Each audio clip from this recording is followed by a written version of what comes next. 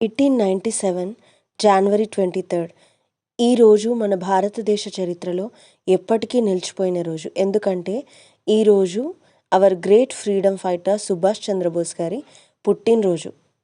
మన భారతదేశానికి స్వాతంత్రం గాంధీజీ వల్ల రాలేదు, నేతాజీ సుభాష్ చంద్రబోస్ వల్లే వచ్చింది. ఈ మాట చెప్పింది నేను కాదు, అప్పటి బ్రిటన్ ప్రైమ్ మినిస్టర్ అయినటువంటి Atlee.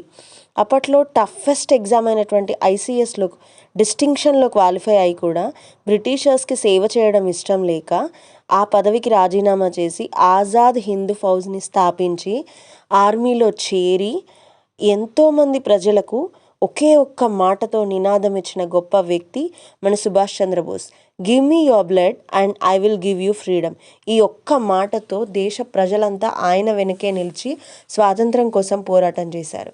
Freedom is not given, it is taken. అవును, స్వాతంత్రం అనేది ఒకరిస్తే తీసుకునేది కాదు, అది మనం సాధించుకునేది, మనం సంపాదించుకునేది అని చెప్పిన గొప్ప వ్యక్తి our legend, our hero Netaji Subhash Chandrabose. ఇంకా ఇక్కడ ఉండి ఇలా పోరాటం చేస్తే మనకి స్వాతంత్రం రాదు.